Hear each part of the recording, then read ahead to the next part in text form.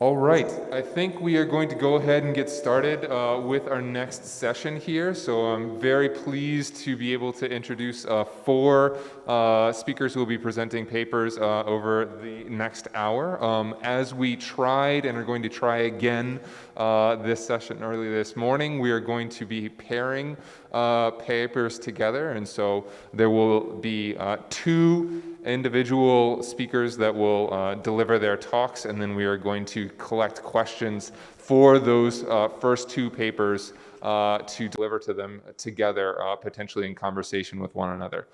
So first off, I am very excited to introduce Alexis Pister, who will be telling us about historical documents to social network visualization, potential pitfalls, and network modeling. Thanks. So hi, everybody. Nice to meet you. I'm Alexis Pister from INRIA and Université Paris-Saclay. And I will present my talk on historical documents to social network visualization, potential pitfalls in network modeling, joint work with Nicole Dufourneau, Pascal Cristofoli, Christophe Prieur, and Jean-Daniel Fequet. So in this talk, I'll try to formalize the process social historians are doing when they are doing a network analysis. It's quite a tedious process, and they do not always succeed in reaching the final steps of visualization and analysis. That's why I'll try to answer both research questions of how visual analytics can support this process and how to model historical source into analyzable networks. So first, a little bit of context. What is social network analysis, also called SNA?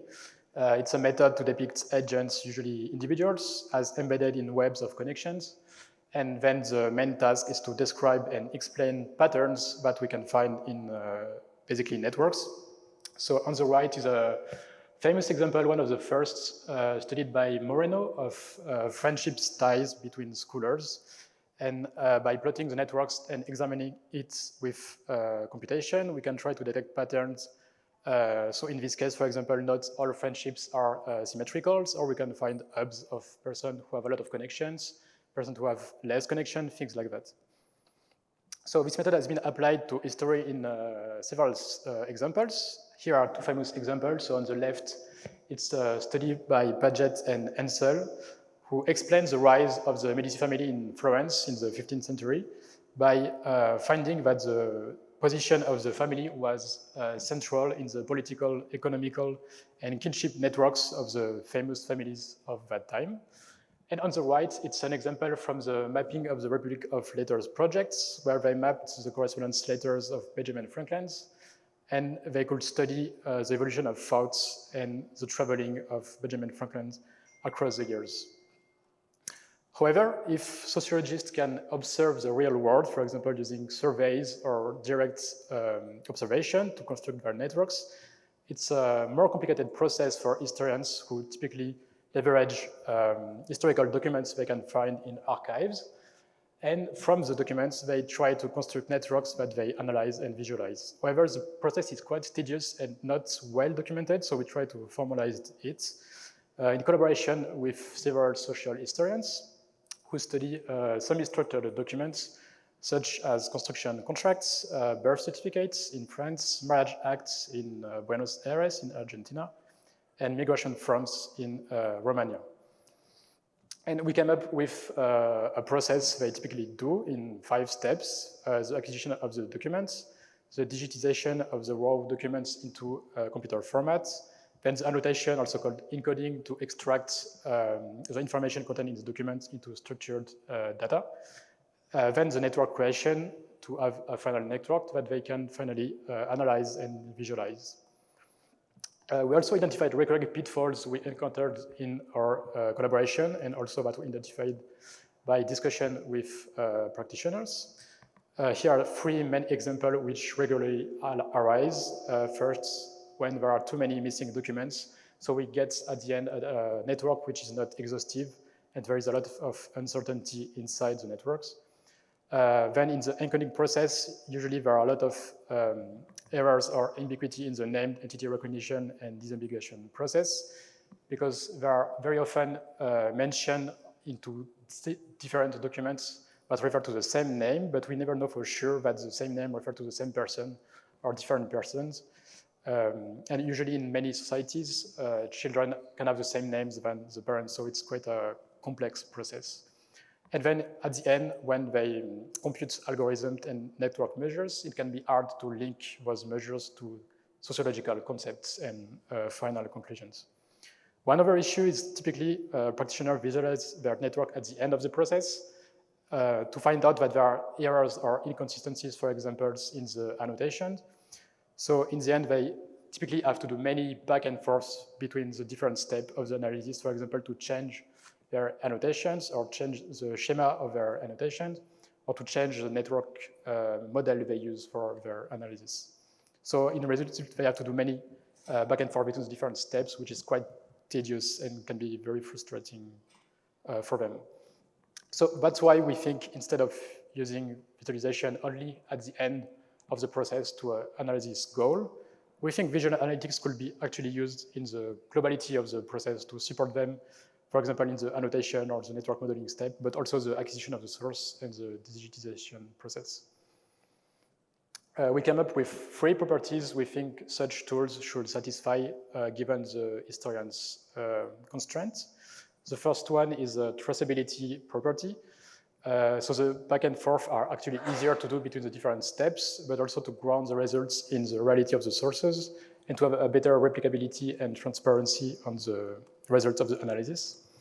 Also, document reality properties, because very often networks constructed from the source are an abstraction of the reality of the sources. So if we don't want to have loss, duplication, and distortion of the reality of the documents, we should try to aim for a data model which satisfies the reality of the source. And also a simplicity property, because actually a lot of tools already exist for network analysis and visualization. Similarly, a lot of measures already exist, but they can be very hard to manipulate and understand, especially for social scientists who do not always have a formal training in computer science and mathematical formulas. Then we addressed the network modeling step more in detail because we think it's a crucial step in the whole workflow, which influence deeply the 3 properties. We listed the main network models which are typically used in the literature.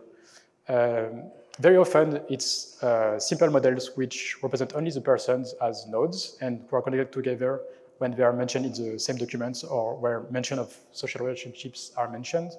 So there are, for example, simples and co-occurrence networks, weighted networks, multiplex networks to represent different kind of social relationships, but also more complicated network models such as bipartite graph, where not only the person as represented, but also other types of entities such as organization or documents. There is also the multi-layer models, which represent the nodes in different layers, and knowledge graphs, which are very expressive and can model many different types of social relationships, and come with a query language called Sparkles. So from this, we can think, okay, why not use knowledge graph because they are very expressive. So if we use them, we can express pretty much anything which is contained in the historical documents. But if I use an analogy of, for example, instruments, musical instruments, here, piano or keyboards, there are different types of models. So we can start with very simple one, which are very specific. So you can play very specific songs, but they are quite easy to use because the complexity is pretty low. And at the other end of the spectrum, you can have very, very complex instruments. For example, organs or very complex digital keyboards, which offers a lot of options, and you can play very complex things, but they are way more difficult to manipulate. So it's quite the same for network modeling, actually. You can have very simple networks where we can answer very specific questions. For example, who is the main actors of the networks or who is connected to who, but it doesn't go further than that. And at the right, you have very complex models, but they are very hard to manipulate. Actually, knowledge graphs are even hard to manipulate for computer scientists if you ever try to use them. So if social scientists use them, it's quite complex for them to manipulate such data structures. So this is why we think bipartite networks are a good trade-off between simplicity and expressiveness. And we can also add attribute layers on top of the bipartite structures. So we think at the end, the model of dynamic multivariate bipartite social networks with roles are good models to represent historical documents into final networks. So at the right, there is an example for marriage act. So we would represent both the marriage documents and the person as nodes, and we link both when a person is mentioned in marriage acts. So the links represent the social relationships of actors. In this example, we would have husband, witness, and wife roles. So it represents both the mentioned and the social relationships mentioned in the document. We think it satisfies the three properties mentioned previously, because it's traceable to the source since the documents are represented as nodes. They are also easy enough to manipulate compared to more complex models, and they model accurately the reality of the source since we encode the mention inside the documents. So we made a visual interface to explore this type of networks. I won't go too much in detail since I'm out of time, but it allows to explore such models and find specific patterns to answer sociological questions, but it can also be used to detect erroneous patterns, for example, if we try to find like errors in the annotation or inconsistencies in the annotations. So to conclude, I think visual analytics tool could not just be used for analysis goals, but for the whole process to support and empower historians. Given that they satisfy a given number of properties, we identified 3, maybe there are others, but yeah, we think it's a good start to make tools to support historians in their process. Thank you.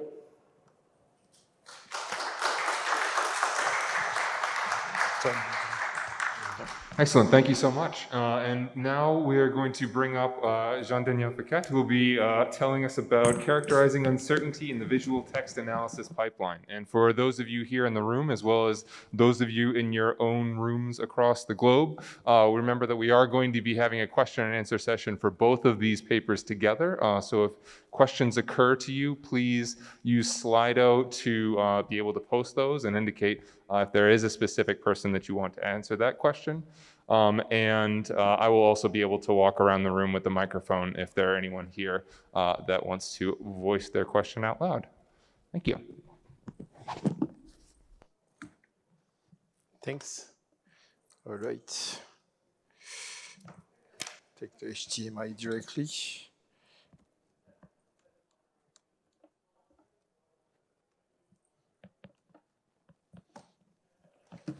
Hope it works. Yes, seems to work. All right, where are my glasses? So hi, everybody. So happy to be here and to present the work that we did with a lot of colleagues. Some are here, but not all of them. So this is part of the result of a DAX tool seminar on NLP and visualization that we did last year. So it was a great time. And I'm reporting on the fact that people are talking about uncertainty for the NLP and visualization, but it turned out that saying just we need to be aware and visualize uncertainty is not enough. And we try to understand what it means. And what we ended up seeing is that there are multiple kinds of uncertainty, and they are all very different in kind, and probably the way to represent them will be very different. So it would be an overstatement to say visualize uncertainty. There are multiple ways to do it. So first, there are some vocabulary things that when people are talking about representing a document or document collections, result of NLP pipelines, etc., for text visualization, you have errors, you have artifact, and you have uncertainty in the end. And so trying to clarify what they mean was a bit of a discussion. So we came out with a few definitions, but you might disagree with them. So errors are usually deliberate and systemic. Somebody has made them, and they are part of the process. Artifacts are deliberate decisions, but by the analyst in the sense, and they can be undone to some extent. Sometimes you can undo them someplace, but they will appear in another place. And then uncertainty is usually imperfection, epistemic situation, but it can be not only epistemic, where you cannot make decisions or you don't know, you don't have enough information. And this uncertainty is caused by the artifact or the errors. So the two are the sources of the uncertainty. So we came up with this representation of the multiple types of uncertainty, and I will go through them quickly, but still just to tell you what they are. So in the end, when you will do text representation, text visualization, you will be able to call, I hope, the different kinds. So there are 6 of them: the semantic uncertainty, comprehension uncertainty, encoding uncertainty, transformation uncertainty, representation, and interpretation, okay? And they go into 3 different kinds, labeling, modeling, and analysis.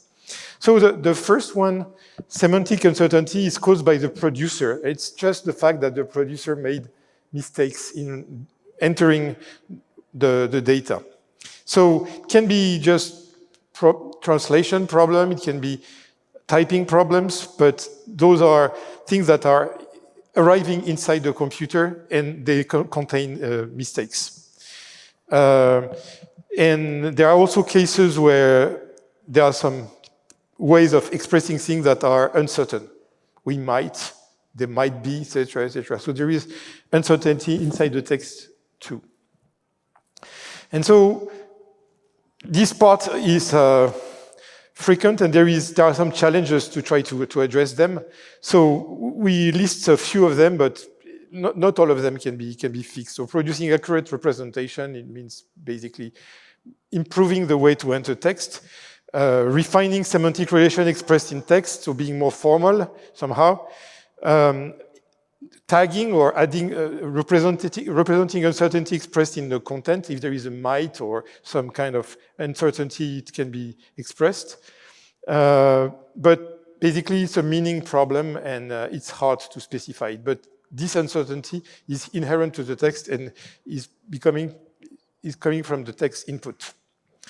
Then there is the comprehension uncertainty, which basically is due to some kind of ambiguity or some things that are difficult to understand when you read the text. It's in the text, but you're not sure. So the sentence, "the food is too soft for me," has a lot of potential meanings. And as a reader, when you see them, you're not sure what is exactly meant. So maybe if you know very well the text or the author, you may discover, or you might know what it means, but in the text, it's clearly unclear. So there is uncertainty in that. So this kind of comprehension uncertainty can be raised or highlighted, but to resolve it, it's another level of annotation, and it's a kind of a painful level of annotation. So when there are many of those, especially in poetry, for example, then you will find a lot of comprehension uncertainty, and it's another kind of uncertainty. Then encoding uncertainty. When you decide that you will encode text, you may decide to use bag of words or different levels. All of the encodings are creating uncertainty because they are removing some information at some point, and they become, so the bag of words is just counting how many words are repeated, so you don't know how and when they are used. You lose a lot of information. So this encoding uncertainty is really due to the encoding that you use for later visualizing or doing some operations. Sorry. And in that case, I mean, you need to realize when you use a particular encoding what it means in terms of uncertainty in the end, and what it will produce in terms of artifact or errors due to the encoding itself. There is not much you can do when you have made the decision, but you have to clarify that you are using this or that, because this will generate further down the pipeline uncertainty due to the encoding itself. So using the right one to avoid the problem is certainly useful, and when you use a simple one, then you have to make it clear. Then you have the transformation uncertainty, which is due to the transformation of models. Again, if you count if you do topic modeling, you will simplify a lot the document, and so the transformation will create simplification or maybe even biases in the final document. So again, if you want to avoid them, you have to be careful of what the algorithm you're doing. And if you use an algorithm and you know it's going to make uncertainty, more transformation uncertainty, you have to explain that to make sure that people understand it. Then the representation is due usually to things like multidimensional projection that you use for text. So those projections have their own issues. They have their artifact and they create uncertainty due to their artifacts. And that, again, has to be taken into account. It's another level of complexity. And you can try to minimize them, but you cannot avoid them at all. You have to deal with them. So again, it's a challenge in the uncertainty visualization to be able to show the effect of these artifacts. And in the end, there is this interpretation uncertainty that even if the whole pipeline is perfect, still the reader who will be reading the results might misunderstand or have issues with understanding the text, and this also generates uncertainty. And of course, the representation is also responsible for that. So in this example, you may see a visualization, and one user may decide that there are clusters when actually there is no cluster in the visualization. So those are misinterpretation, and so for that problem, that's a visualization problem most of the time, you can help people by providing some tools, but it's a problem of misinterpretation of the visualization, of the representation from the analyst. So in conclusion, I think the main message is to say that it would be too general to talk about uncertainty in text visualization in general. There are at least those 6 types of uncertainties that you have to take into account.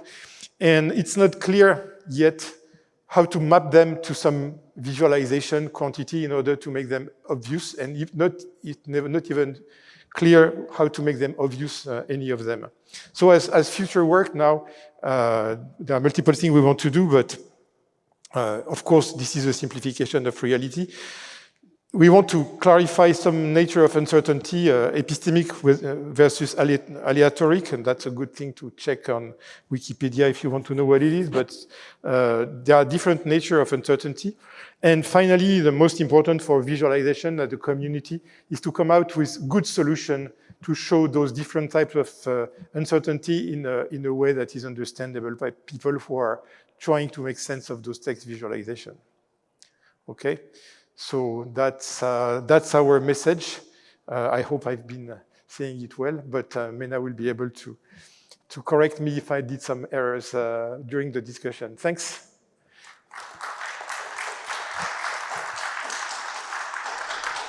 Excellent. Thank you so much to both of our speakers. We'll now open up for a joint question and answer session. We're starting to get some questions over Slido, so thank you so much. I think we'll open up with a question for you, Alexis, from Slido, which asked, to what degree is this talk that you're giving a debate that network analysis is a form of visual analytics or a visual form of knowing with evidence and argumentation? It seems as though this is calling for a reframing of network analysis as visual analytics, or is that the case? Can you repeat? We have a bad echo. Yeah. We have a bad echo here. I don't know if it's this location. And I'll try and stand far enough away from your mic. So is this, what you're proposing, effectively trying to frame network analysis as a form of visual analytics, and so how? No, I don't think so. I think at the end, network analysis, as it's done, like constructing a network and then computing measures to make conclusion in a sociological sense.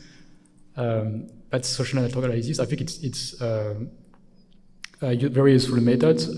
I'm more going in the direction, I think visualization and visual analytics can support a lot historians in their process before the final analysis of their networks. Because I think currently they struggle a lot in annotation and processing, data modification or data cleaning.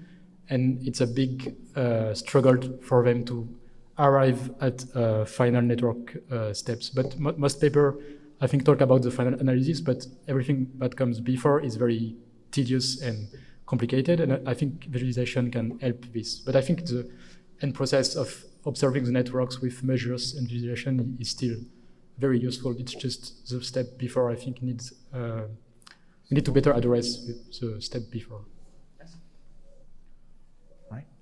Next question. This one is directed at Jean-Daniel. So Miriam Posner said in the keynote talk that we just heard that current techniques for expressing uncertainty seem to be insufficient for dealing with the kinds of uncertainty that humanists are dealing with from day in, day out. And it seems as though you all would agree by listing out all of these different types. Which of these types of uncertainty would you think are closest to being solved, if any, and are there any that you think are particularly useful for us to direct our attention to as a field? So we discussed a lot on the issue of representing multidimensional projection uncertainty directly. There is a best paper about uncertainty on projection already. So I think this particular aspect is not addressed, but I think a lot of people are working on it already. So it's close to have solutions. But other ones, earlier on the pipeline, I don't think there are a lot of solutions. Maybe you have some, but right now they are really challenging. And so I would say that might be the only one that is there is a lot of work on that. But for the other parts, it's not clear at all that there are any research. So depending on when you want to follow the leader, or if you want to be the leader, you will be following on the projections, or you will try to tackle the others. One more question coming from Slido asks, for semantic uncertainty, Jean-Daniel mentioned that the producer makes mistakes when entering data. However, what about when a producer deliberately wants to enter information that is itself uncertain? So it's not a mistake per se. Is that a different type of uncertainty than what exists in your model, or does it fall under one of the categories that you mentioned? It's uncertainty anyway, but whether it's on purpose or it's accidental, it's uncertainty anyway. I guess one of the issue, for example, when you're tagging a document, is that all the tagging systems have a very limited mechanism for saying whether you're unsure or you're short of the level of uncertainty or expression is really hard. So sometimes you have the name of a city, but it's misspelled. So you normalize it. You say this is this city, but you want to say I'm not sure, have 0.5 or whatever. But very few systems allow you to do this kind of thing. So even if you wanted, it would be hard. But most of the time, people make mistakes, and no, that's. The two are the same, I guess. Excellent, thank you.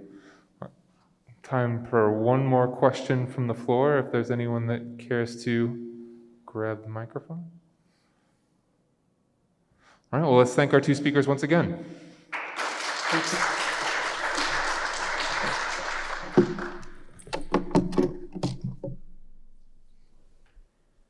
I'm now excited to be able to introduce Christopher Meinecke, who will be telling us about labeling of cultural heritage collections on the intersection of visual analytics and the digital humanities.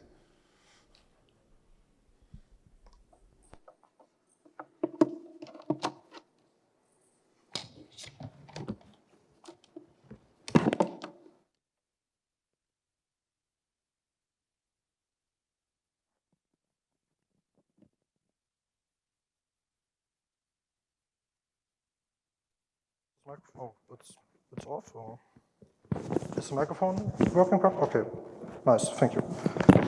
Yeah, so, yeah. Okay, great, thank you. Yeah, so basically, I want to start with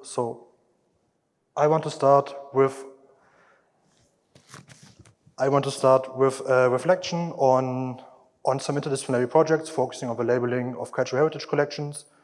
And when I talk about labeling, I mean assigning a numerical or a categorical value to an object of interest, or even to define a relation between objects. And I also want to give some ideas on how to solve similar domain problems. So the first case study is about the alignment of medieval vernacular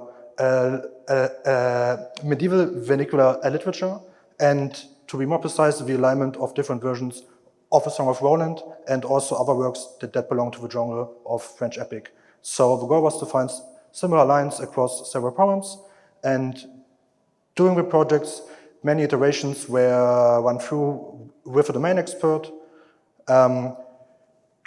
creating a number of sandcastle visualizations. And after the including of the machine learning component, there were a need for interactions to label word relations and also line relations, and also views to communicate changes.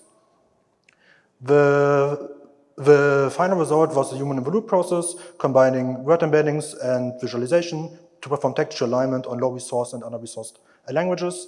And the general idea is that the word embedding model is trained on the corpus at hand and is then refined by interactions of a domain expert with the words and the lines appearing in the poems. For example, by reducing or increasing the distance between word vectors via drag and drop. The second project is about detecting and visualizing entities in medieval manuscripts.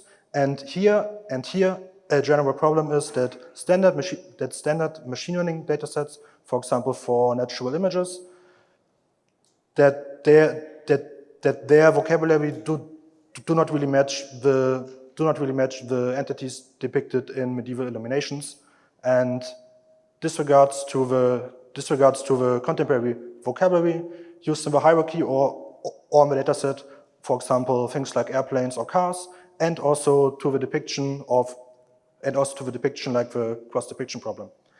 But still, the networks trained on natural images can provide a first impression and also a convenient starting point for creating new classes, and also in order to extract some initial training data for the classes that are appropriate for the domain and the period.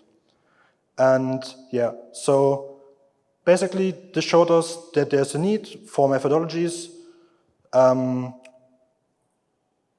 There's a need for methodologies in order to generate domain-specific label hierarchies, and this gets even more complicated when you have data that was digitized by different institutions, which is the case in the third project focusing on Paris Bibles and the annotations. So here we can see 4 images from 2 different data sets. The 2 images on the left side are from the Initial dataset, and the 2 images on the right side are from the Mendago dataset. And we can also see the annotations below them, and we can also see that the images on the left side have more annotations, and they also have annotations that basically focus on body positions, hand gestures, and so on, and these are not present on the 2 images on the right-hand side. So basically, different annotators focus on different kinds of things. They have also interest in different kinds of things, and they also have their own vocabulary that they use, which is quite normal in the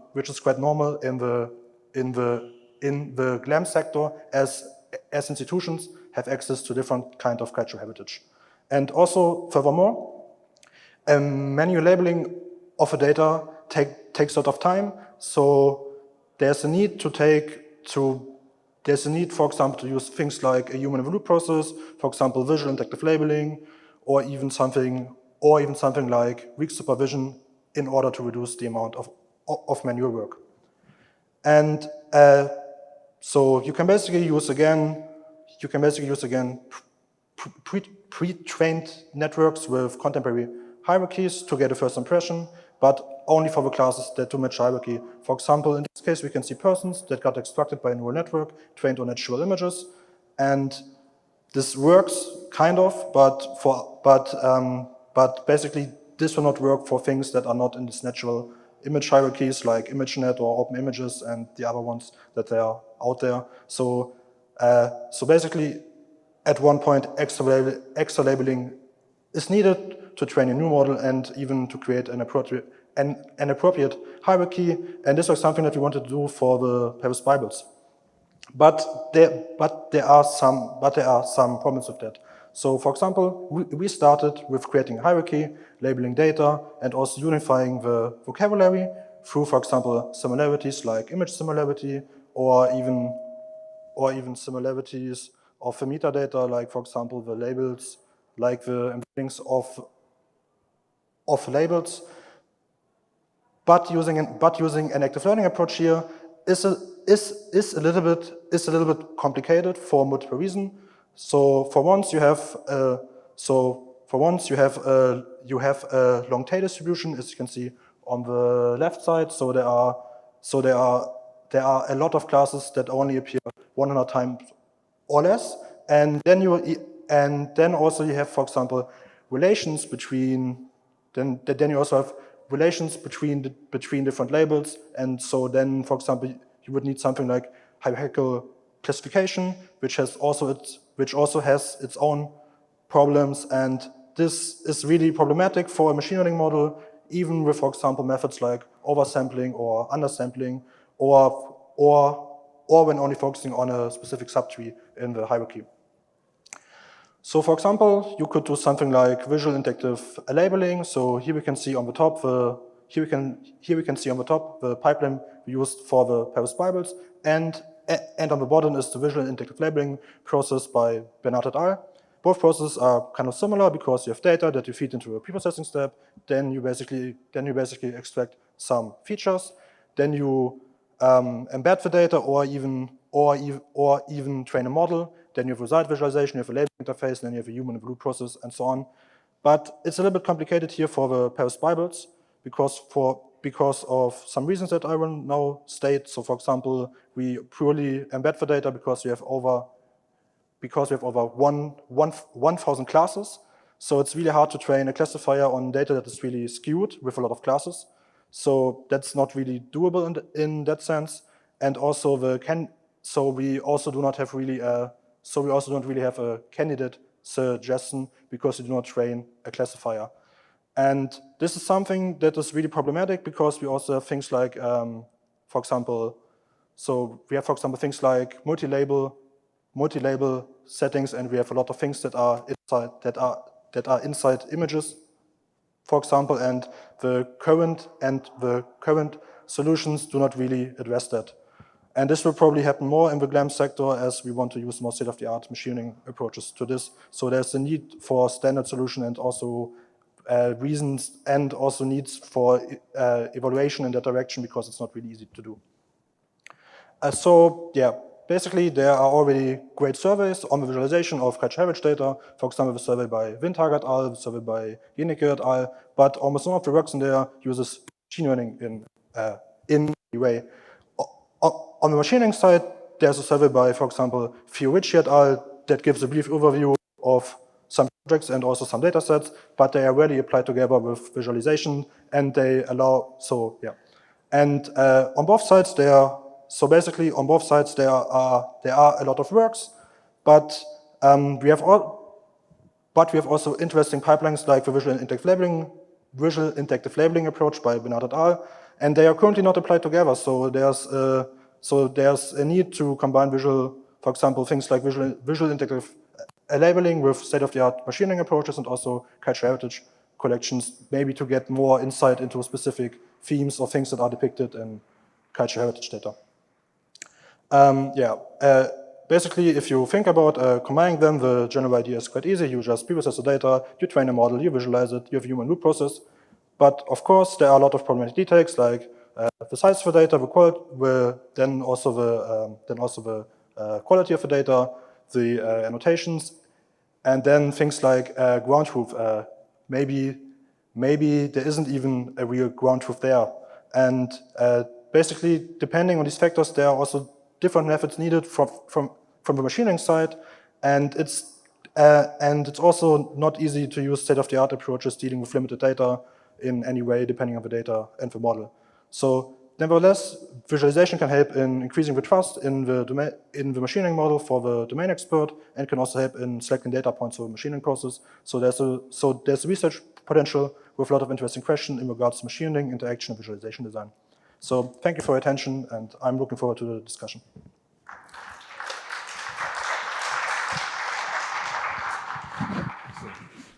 I'm going to step over here, see if I can get rid of some of that feedback. Thank you so much, Christopher. Once again, we will have our next speaker speak, and if you have questions, then I encourage you to start to build them in a queue in Slido. Now I'm happy to be able to introduce Eva Meyer, who's going to be telling us about the multiple faces of cultural heritage towards an integrated visualization platform for tangible and intangible cultural assets. And we should be getting a video from Eva momentarily. Talk on the multiple phases of cultural heritage. I'm going to present today our approach towards an integrated visualization platform for tangible and intangible cultural assets. This work was done within the Horizon 2020 project in Intavia, together with our colleagues from the universities of Stuttgart and Southern Denmark. When I talk about cultural heritage today, I do not only talk about tangible cultural objects like films, images, or artifacts. I also talk about intangible cultural heritage, so about the people's side of cultural heritage, their traditions, their stories, and their biographies. But when we look at the digitization of cultural heritage, we can observe that the tangible cultural objects and the intangible cultural information has been stored in different ways by different institutions and in different databases. Only in the last years, by the use of natural language processing, some projects started to build bridges between these isolated databases and relate the different kinds of cultural information in an integrated cultural knowledge graph. Such an integrated cultural knowledge graph is also the aim of our project. When we look at the characteristics of such a knowledge graph, an important one is multimodality.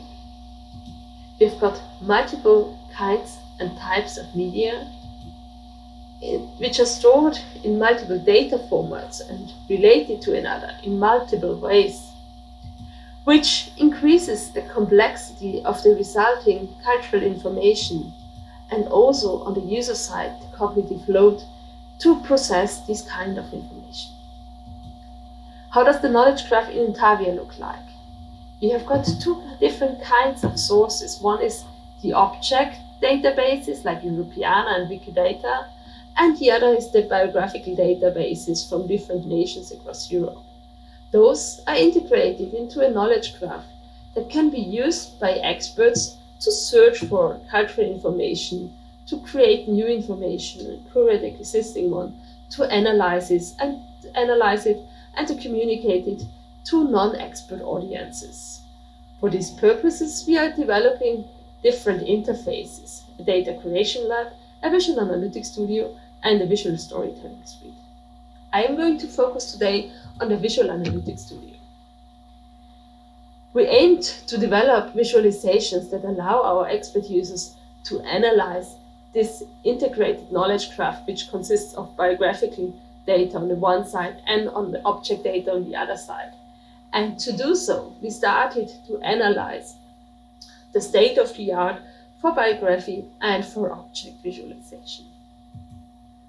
For biographical visualization, typical ways to visualize them are trajectory maps, ego networks, or timelines of events. This can be also scaled up to prosopographical analysis, so to the analysis of multiple actors. If you look at the visualization of collections, they use the similar visualization techniques, but in different ways. So the biographical data usually consists of a series of temporal events that is based on textual information, and the visualization techniques typically focus on those events. The objects on the other side usually have only one timestamp. They have this multimedia information behind them, which is very important, and therefore also the focus of the visualization techniques together with the structured metadata.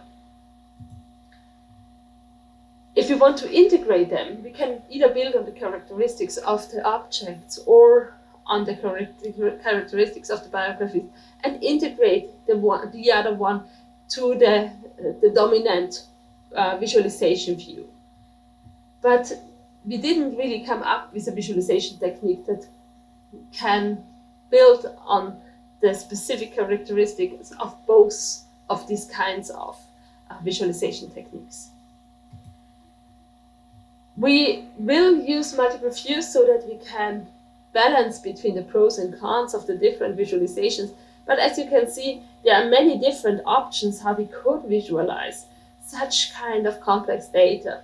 And we asked ourselves how we can reduce the complexity of such a big design space. And our answer was that we want to ask our users. And we started with a user-centered design process and had a requirement analysis with workshops with 41 users. And as you can see from the personas that are shown here, they are very heterogeneous and have very different kinds of practices with this cultural information. We also asked them about the constraints of existing tools, and they say there are no existing tools that really are suitable for their practices. And if there are some, they are very heterogeneous, and they have got problems with the data quality, and that the data are not linked to one another. We also asked them about the visualization preferences, and we could observe they have got different preferences depending on what kind of data they want to analyze. So if they want to analyze object collections, they prefer different kinds of visualizations than if they want to analyze biographical data. If they want to analyze them in a combined way, they usually prefer network visualizations, maps, and also timelines. So for the visualization developments, we started with the implementation of a coordinated view systems that shows maps and timelines. And I can show you here a very first prototype that only has the birth and death events of multiple actors. But you can see here that it easily scales up and allows the analysis of a high number also of biographical information. But we also thought about the question how we could expand this information on demand and also show the relation to objects, to other actors, to events, or to organizations within the timeline by interaction. What was very interesting for us when we showed this prototype at the end of the summer to our potential users in another workshop was that we figured out that you cannot look at the visualization in an isolated way, but you have to understand the visualizations and the Visual Analytics Studio within the overall workflow. So our users usually do not start with a search for information and then use that information to analyze it and communicate it in these successive steps, but usually they want to go back to the curation of the data, to searching further information based on the findings during the analysis. This was also something that we figured out when we asked them for their workflows, that these workflows are not linear, but are very circular ones and are hermeneutic cycles that really go back and forth based on whatever they find in their analysis. At the end of my talk, I want to reflect on the question of the workshop on what means multimodality for visualization in the digital humanities. For our case, we have different modalities of the data sources that are integrated into a multimodal knowledge graph that consists of multiple types of entities that are linked by multiple types of semantic relations. We've got cultural objects that are linked to multiple media types and have multiple metadata schemata. We have multiple cultural heritage experts as users with very different practices. And this multimodalities result in a very complex visualization design space, require new techniques for complexity management so that we can mediate between the affordances of different entity and data types and different users. Thank you very much for your attention. Welcome to our talk on the multiple phases of cultural heritage. I'm going to present today. All right, thank you so much.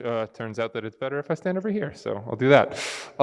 So we are taking questions for both of the last two speakers over Slido, and I am going to pass those along, and I believe that we have Eva over Zoom. Is it possible to pull her up so we can see her, if possible? Wonderful. Hello. Welcome. So this first question states, for the multiple faces of cultural heritage presentation, it was mentioned that 10 personas were derived from 41 interviews, which seems like a lot. So the question is how much overlap there was between those personas. Do they all need completely different tools and views?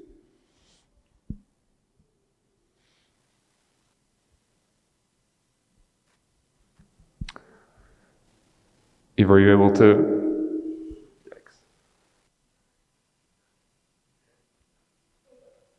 Okay, all right.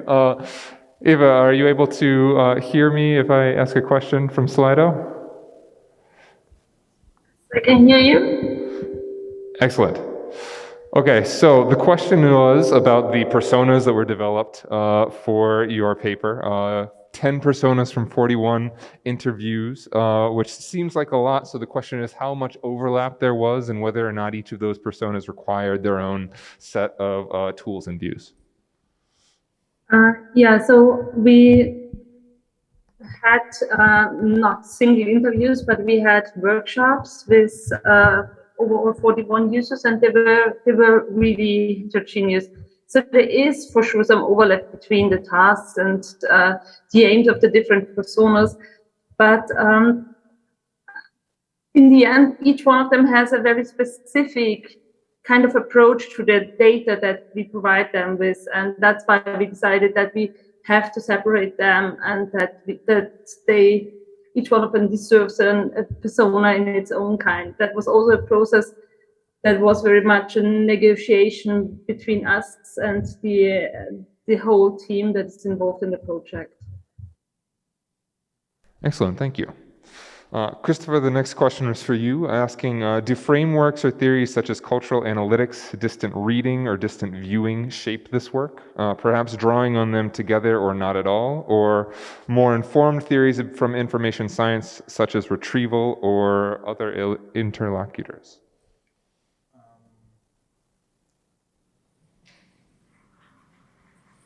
Yeah, I mean, distant reading or distant reading, distant listening, distant viewing, and all these terms play a role. But I think that the visual analytics part is, visual analytics also play a role there, but I think it's not that often integrated in the H works, or could be more. Often more basic approaches are used, and I think the reason for that is probably that sometimes also not the necessary tools are out there to use, but yeah, it definitely has an influence on it working. Excellent, thank you. So this is sort of a question for each of you, as each of you in your papers anyway highlighted the challenge of incorporating intangible assets into visual analytics. And I think you didn't get a chance to talk about it in your time, Christopher, but both of you identified a need for more tools to help with this process. So especially coming after the various conversations we've been hearing about uncertainty and what is lost in turning things into data, so to speak. I'm curious, what, if anything, you all feel is lost by applying these concrete methods to intangible artifacts and assets? Maybe I just start. The problem is that you need to create you need to create something like a tangible asset in order to analyze intangible heritage with a computer. So you need kind of a mapping from intangible to tangible, and you will probably lose something there. And yeah, and then after that you get all of the problems that you already have with tangible data. So yeah. I agree with that. So when we want to start with visualizing them, then we got an echo somewhere here. We can hear you. There's a little echo, but we can hear you. Thank you. Okay. So when we start to visualize intangible assets, we always have to somehow make them tangible and start to structure this information. But I think especially in such cases, it's really important to also have this multi-modality and multimedia approach and think about how can we give our users access to the original sources and to the, for example, video or audio documents that we have on this intangible information. So I think here multimedia and multimodality is very important. Excellent, thank you. We have time for perhaps one more question from the room, if there's anyone who would like to voice one. All right, well, let's thank our speakers once again.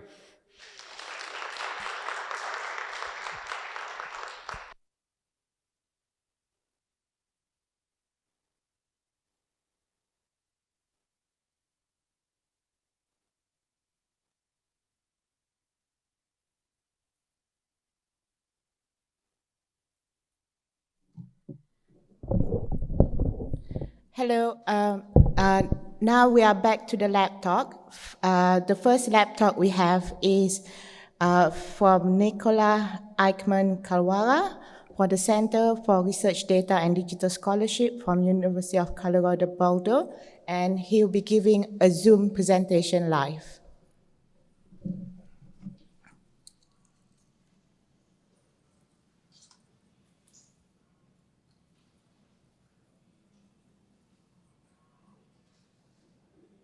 Can everyone see that okay?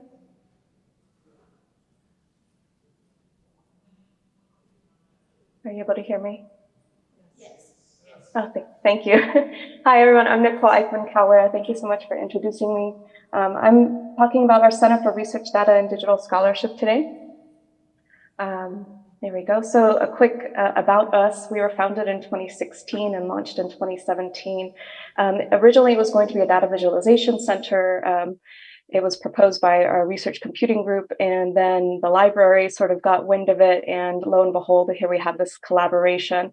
So our goal is to be an interdisciplinary, data-intensive research and teaching hub. We have a whole range of domains and disciplinary backgrounds, and so we're able to support the research life cycle across domains. We offer a lot of different opportunities in order to be this hub. Primarily, we offer a lot of trainings and workshops on various digital data related tools and methods. We also have a graduate student boot camp, which includes working with R and Python, working with census data, finding data, and data ethics. I highlight that because we're pretty proud of it. We also offer certificate programs and micro-credentials. We have a digital humanities graduate certificate program, as well as the university's only digital humanities graduate course is based in our center, which I teach. And we also have fellowships so that faculty can get course releases, and we have assistantships for graduate students and internships. We define digital scholarship pretty broadly, and sort of digital humanities falls under that umbrella, thinking about what are data, often thinking about them as artifacts or materials, how might one collect that data or curate them, and sort of coming from all of those perspectives with a decolonial and feminist data lens. So we're trying to be very critical with our thinking about data.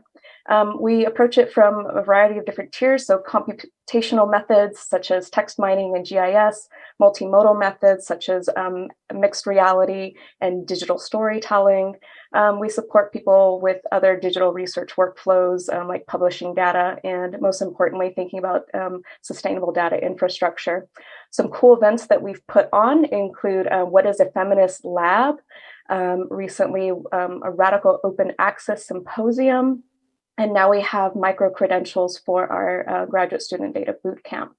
As far as digital storytelling visualization goes, we formerly have had a data visualization contest. We have one of the winners here who created a GIS map highlighting the juxtaposition of Native American lands and fossil fuel resources. We've also had sort of these tangible physical exhibits. So these are yeast particles that are on the right as part of that contest. In our digital humanities class, we have a variety of projects, sort of these proof of concepts of sort of spatial analysis and in imaginary spaces. We have virtual reality spaces like what we have in the middle here, visualizing fairy tales that are in our special collections. And we also have immersive social media experiences where a student may have a set of posts that they would want an audience to react to, but sort of have to sit with it and immerse with it in a small room. We also have our students who work with us co-collaborate and create teaching materials. We have Intro to Python for Humanists, for instance. We just this semester hired a student to create a game on climate justice. We have the bit.ly here if you'd like to play. So all of this is towards data literacy as well as minimal computing. We focus on open and free technology stacks, increasingly thinking about minimal computing of what do we need, what do we not need?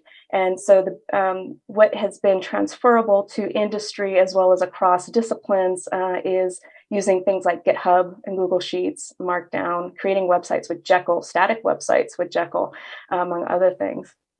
And sort of along the lines of uncertain data, we have some folks who are working with creating a geopolitical quilt through dance and theater and sort of an embodiment of what that means. We have a digital slavery research lab who similarly is working with some groups focusing on fascism throughout the 20th century and how we talk about uncertain data or data that is missing. And we also have, through my graduate course, Digital El Diario, which not painstakingly, but very slowly articulates and describes each issue and each article from an 11-year run of a Chicano student newspaper. So again, all of this is towards data advocacy as well. We have some grants such as a CU Connections grant through our university system where we collaborate across institutions to create pedagogy resources to learn and teach data literacy. So we here have minimal computing as an example with Collection Builder. And we also have data storytelling courses that we're designing. For instance, I'm working on a humanities data storytelling course. And so we're thinking about Anthropocene archives and how we might use illustration as a form of expression and perhaps as an Anthropocene archive in and of itself. So that's our talk. Thank you. I hope you all get in touch and join us sometime.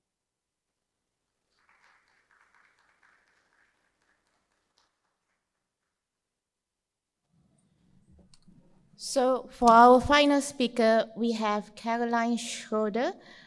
She'll be talking about Coptic scriptorium with the University of Oklahoma and Georgetown University.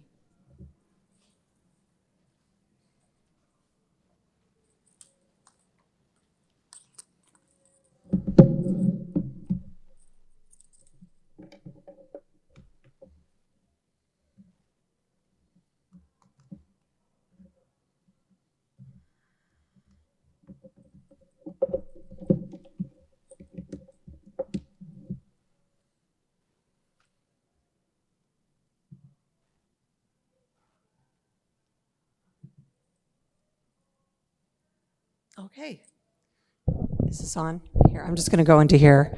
Hi, thank you. And Coptic Scriptorium is a project that's an open source, open access, interdisciplinary research platform based at Georgetown and the University of Oklahoma. We do natural language processing tools, digital editions, a searchable database, a dictionary, linked data, all kinds of good stuff.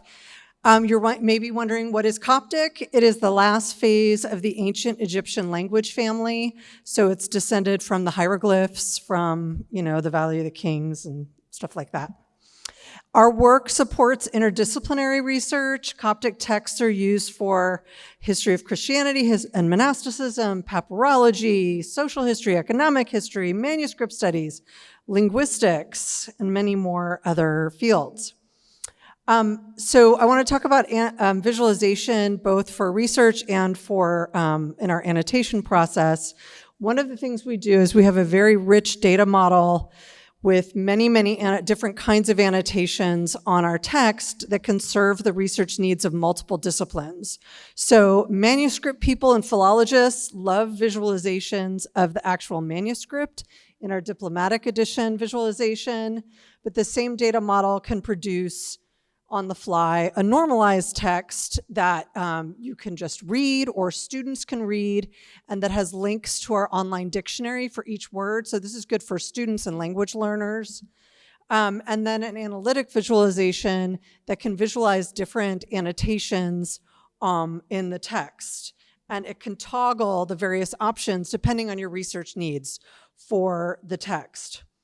So you can see linguistic annotations, you can see manuscript annotations, and you can toggle the different options.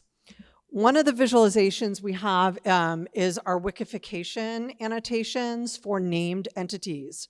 We annotate for named and non-named entities, and we visualize those entity annotations in several of our visualizations.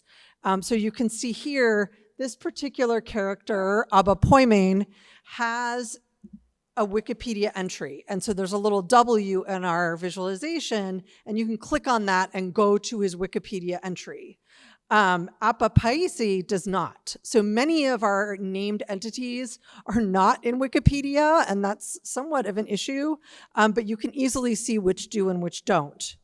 And you can also easily see which types of entities through the annotation and visualization. So that little cloud shows you, oh, fear, that's an abstract entity, fear. The little person, that's an entity, that's a person. We have 10 different entity classes, and they all have little icons that are visualized in our visualizations. We do indeed have some animals and plants. And then in our dictionary entries, any entry that is an entity also has in that entry the different kinds of entities that correspond to that word in our database. So you can see here, this term for someone or something has an abstract, sometimes an abstract entity, a thing, a person, or a plant. And if you click on one of those icons, it will take you to that entity in our database. So we have visualization that enables discovery and research. We have other visualizations as entry points to explore data, especially entity data, like our tree graphs that are produced on our website. And sometimes the visualizations can really show you differences in scope. So these are person entities in one, and then phrases that are entities that include the word for daughter are in the other one. In our dictionary, we also visualize relationships between words and lexical entries. So this shows a graph of some of the different n-grams for the word for place, right? And you can see all the different kinds of phrases that appear in our database containing place. We also use visualizations to actually annotate the material. Some of our annotation process is traditional text editor, XML editor based, but tree banking for linguistic annotations, and our entity annotations are visualization based, so our editors can kind of drag and drop and easily visualize what they're doing. And also it's similar to the visualizations that we produce at the end for researchers, so you can easily see what you're doing. I want to end by thanking all of our donors and founders and supporters, and thank you.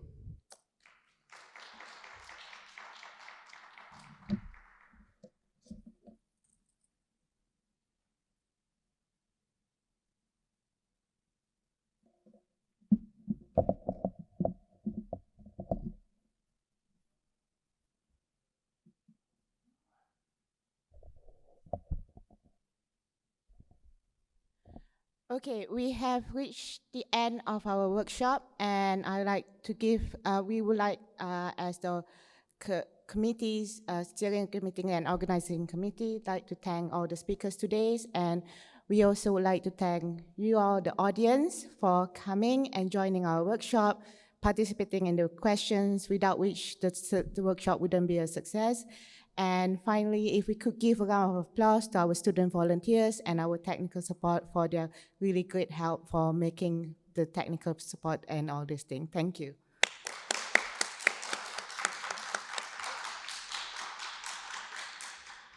And And one last thing, one last final slide before we leave is that we have a dinner later on this evening. Those who like to join the dinner, please stay after the talk and we'll coordinate the coordination. So thank you very much.